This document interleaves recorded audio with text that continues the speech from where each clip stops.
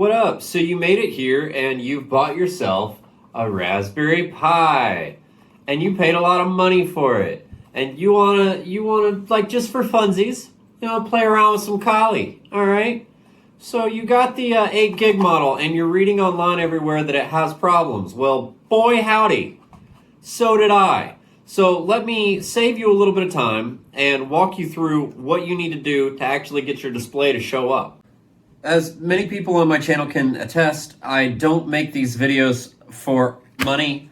I will monetize it, but I don't make them for money. So I'm gonna try to make this as short and as sweet and as simple as possible that takes me very little time to edit, because I'm just gonna do it on my phone, not putting this on a computer.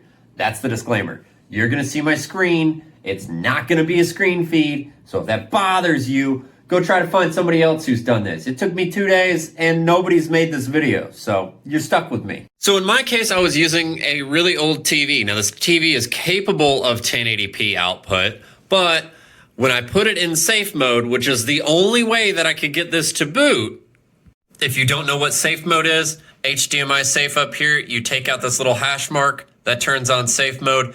That will basically output anything to any screen from an HDMI output. From what I've read, again, I'm not an expert. I'm just, this is what worked for me. And I will put a link down below for all of the assets that I used to figure out my configuration. So HDMI safe, that will get you booted your first time. That way you can go ahead and just test.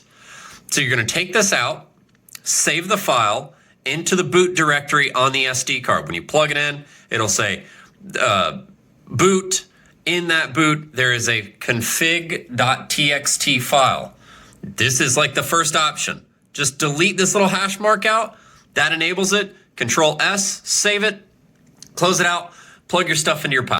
Once you've plugged it into your Pi and it turns on and your keyboard lights up and everything's functioning right, and you actually get the color pixel out, that means you're good after it gets past the color pixel.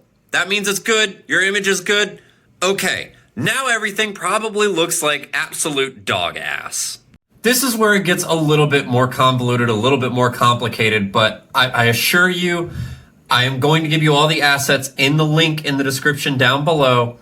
You can go and cross-reference and try as many different modes and variations of this as much as you want until the screen looks the way that you want, okay? So this section right here, HDMI group, HDMI mode. Once you've confirmed, we're gonna re-disable this. HDMI safe, we don't want that anymore, okay?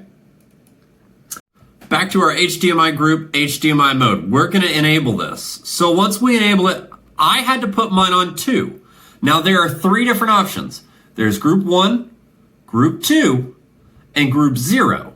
Group 0 means it's going to attempt to auto-connect to whatever display you're using.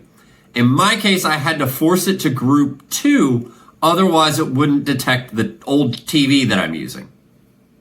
So as I said before, 0, 1, and 2. So you have an auto detect, electronic identification, the CEC, and DMT.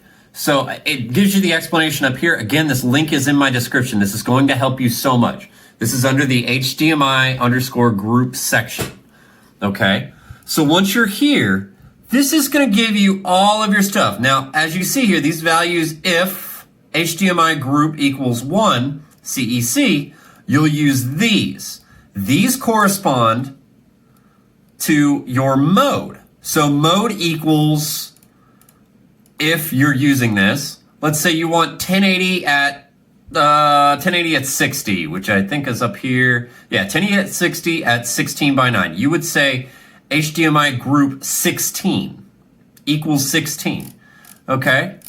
In my case, sorry, I'm trying to do this with one hand. In my case, mine was DMT. That's the only way it worked for me. So I had to use, which has a lot more, 1920 by 1080 at 60 hertz at 16:9, which is group 82. So I would open my text file and I would say, okay, I want group 2, that's correct, but we're on group 16. That's a weird size, we don't want that. we're going to say 82. Now, if I needed to save this, and I don't, Control S, save it to my the config.txt under the boot folder on my SD card, and boom, you're ready to go. You should then get your screen that looks like this. Okay, cool. So you figured it out there. That's really all you need. It should boot after that, once you play around with these. Again, these are just my settings that worked for me. So all I did was just enable these two, group and mode. And all I did was just keep changing them until I got it around where I wanted it to be. Another thing you might need to check if you're using like an old TV like me is to go in and change your screen setting so that it's not on, image stretch or full 16:9 or anything. Do a fit to screen, and that way it'll scale down the image coming out of the Pi, because this is going to give you true 1080p output, and the TV might be able to handle that, but it's not, the screen isn't being scaled correctly. As in, I wouldn't be able to see this border up here, etc. So again, all of this data, all of this information, there's tons of it. It's from the raspberrypi.org website. All of this can be used. Learn this. This is very, very important. God, I wish I had known this 2 days ago when I was trying to figure out why I could not get this thing to output to my old TV. Anyway, I hope this helped you. My name's Nick, aka the Nevercat. Occasionally I post on here. If it helped you out, give me a thumbs up, give me a like. Go watch it like 30, 40 times. Turn your ad blocker off and watch it some more. Give me a little bit of revenue if it helped you out. You all rule. Have fun. Do some cool stuff with your Pi. I'm gonna play with this now because it's taken me 2 days and I decided I'd make this video first. Have a good one.